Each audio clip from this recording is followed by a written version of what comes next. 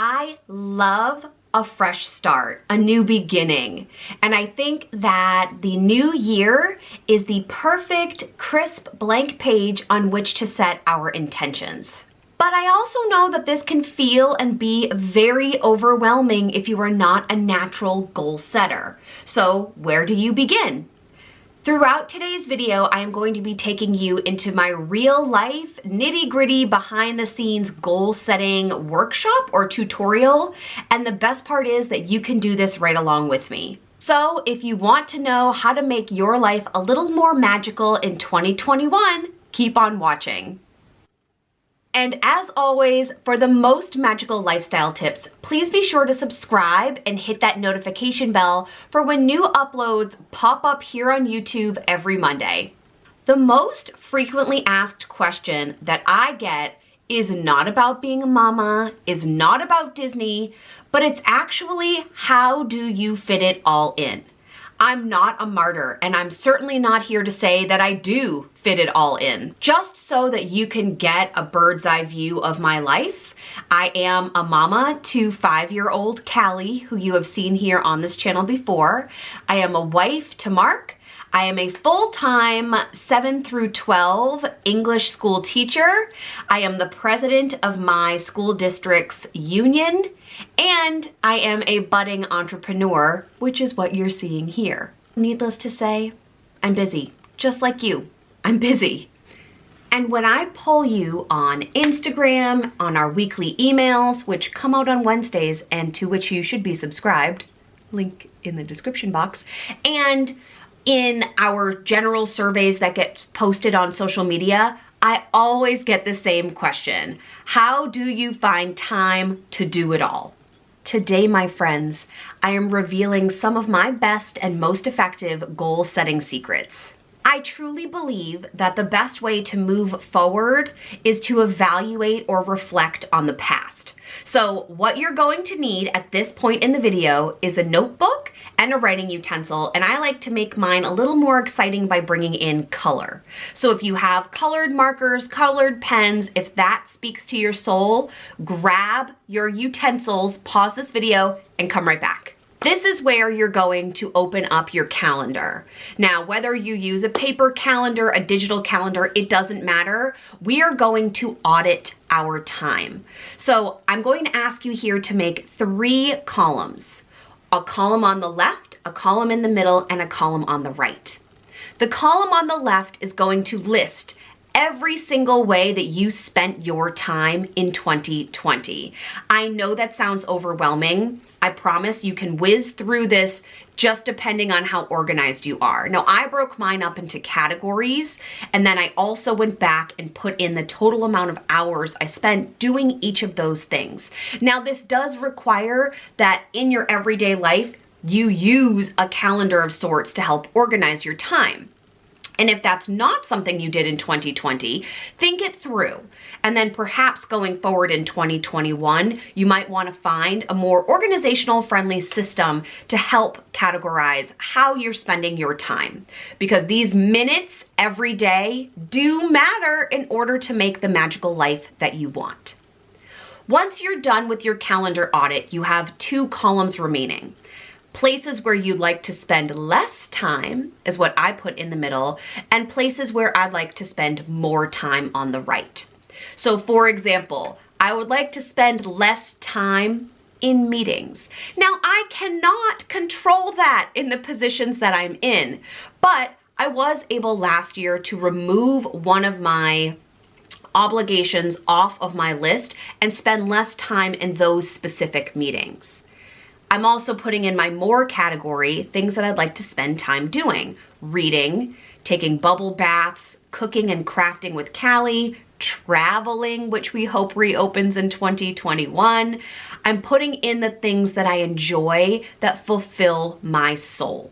After you've done your time audit with your wish list and your wish to remove list, it's time to do the big one. So I like to manifest and project who I'm going to be in 10 years' time. And I've done this for the past 2 or 3 years, so I do like to go back and see what I've written about 10 years down the road, Chelsea. If you've never done this before, I would recommend setting a 20-minute timer.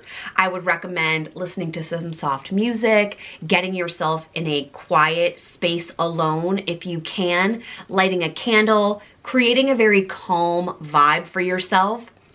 And I want you to answer some questions for me. Who do you see in a decade?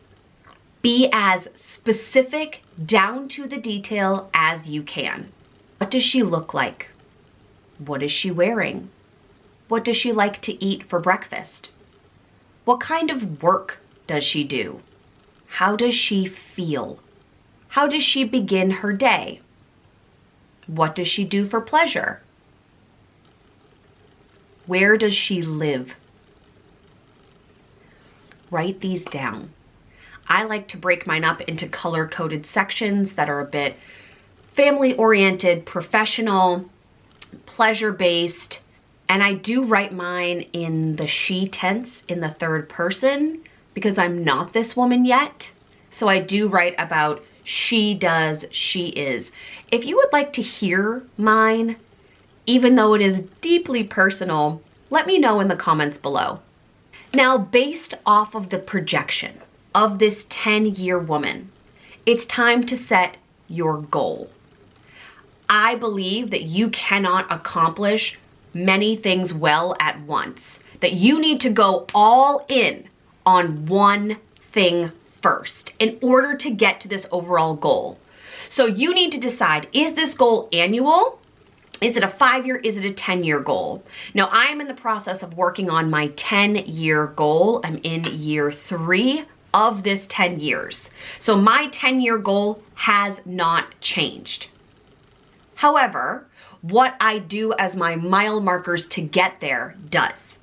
So I'm going to look at my overall goal and then what are 12 things that I can accomplish this year. So one overall mile marker per month to help me get to that place. And if you feel like your dream is so big, that this magical goal is so big that it scares you, sister, congratulations, you're doing this right. I feel like if it's not big enough, if it doesn't scare you, then you're limiting yourself. Now, you may be on the opposite end of this and you may think, I need a goal that I know I can hit. My goal, I could fail at, but I would rather try and fail than have regret for not trying. So I'm going for something big. So now you've decided your 10-year goal. And you're taking a look at what are 12 things that you can do this year to help move you toward who you want to be in a decade. I am going to be sharing my 10-year goal with you in the comments, and I would invite you, if you're brave enough, to share yours as well. So my 12 monthly goals are milestones. They're my mile markers to help me get to this overall goal. So I create this brainstorm soup of what are some things that I could do to become this woman? And then I'm going to take, I think, what I look at as like almost a roadmap or my first baby steps in doing that. And I take the easiest ones off first because I know that as I keep moving through the year, my goals are going to increase in difficulty and I need to build up my own stamina. So I'm going to take the ones that I think I can do first. Now, if we're looking at January, I'm going to list out what are some of the things that I can do to meet this micro goal. So for me, based on my 10-year goal, my first mile marker is growing my audience. Hello, that's you. So for January, I would like to add 68 new YouTube subscribers. Hey, if you haven't subscribed yet, this is not supposed to be a plug, but I'd love it if you do so since I need to gain 68 of you this month. I'm going to research 4 new video topics and test out new video content to see what resonates well with you, my audience. I am going to plan daily social media content, and I typically do that a week at a time for both Instagram as well as for YouTube. I'm going to engage with strategy on YouTube and Instagram, and I would like to pitch at least 4 brands or podcasts throughout the month. So those 5 bullet points are my January mile markers, that at the end of January, I want to say, did I accomplish these goals? If not, how can I move them forward into February? Or if yes, can I go back to then add more of my brainstorm soup onto the plate for February? So it's not about measuring yourself against success and failure. It's about seeing, did you meet the growth that you wanted? If the answer is no, that's okay. Just reevaluate. Where did you do well? What went wrong? Can you make the next positive step? Or do you need to pivot? Which is something I've learned in 2020. Now that we've established what this month's overall focuses are going to be, we need to make sure that we are spending some time on a weekly and daily basis to enact these plans. Because we need, actually, Rachel Hollis once said that goals are your dreams with work boots on. And that really stuck with me because I love the idea that we have these magnanimous dreams for our life to make them magical. But if we don't take any action steps to get there, we're not envisioning, we're not casting these dreams to life. All we're doing is thinking about them. So I want my daughter to see a mom who goes after what she wants. It makes me a better wife. It makes me a better mama. So I like to think of these goals as for me, but they're also beneficial to my family. I have made you a freebie, my loves, in the description box for both the weekly and daily goal setting agendas, and I'm going to show you how to use them here.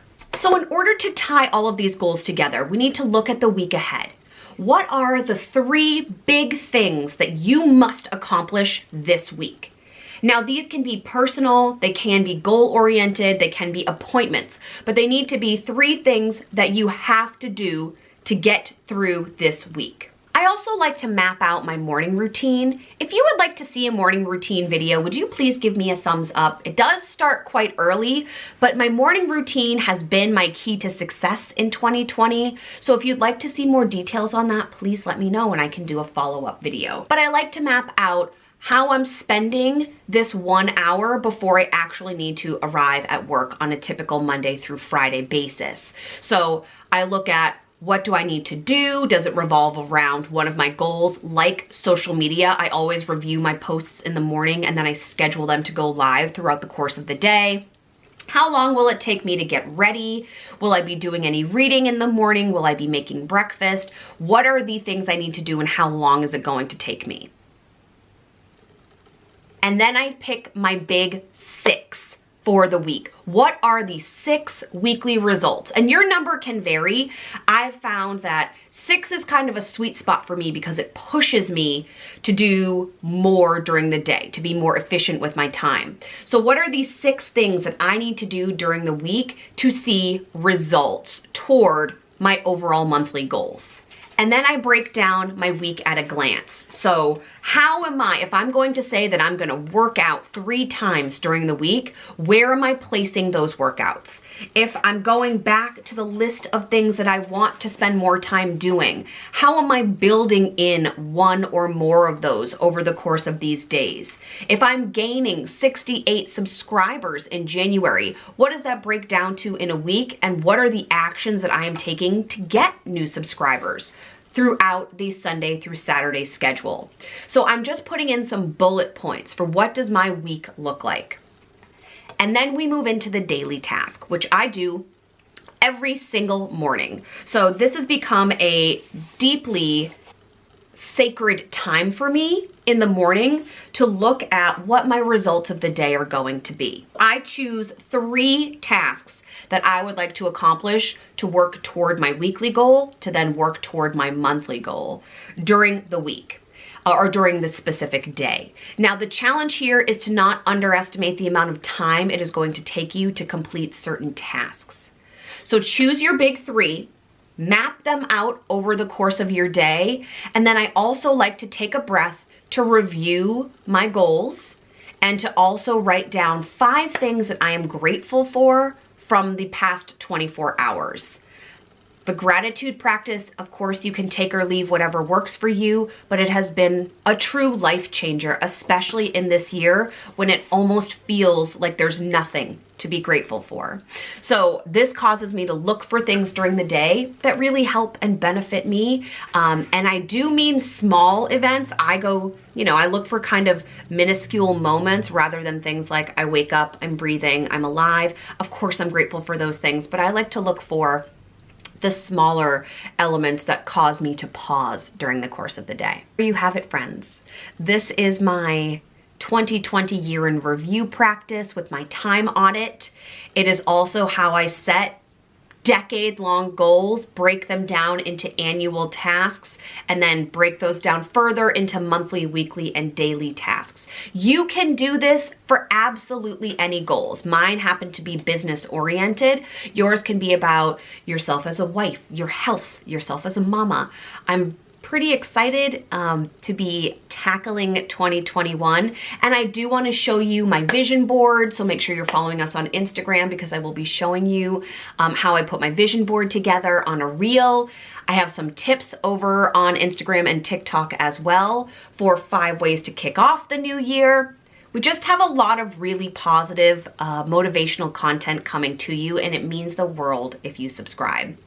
I will see you next Monday, and until then, I hope you spend some time with yourself and your goal setting. Bye, friends.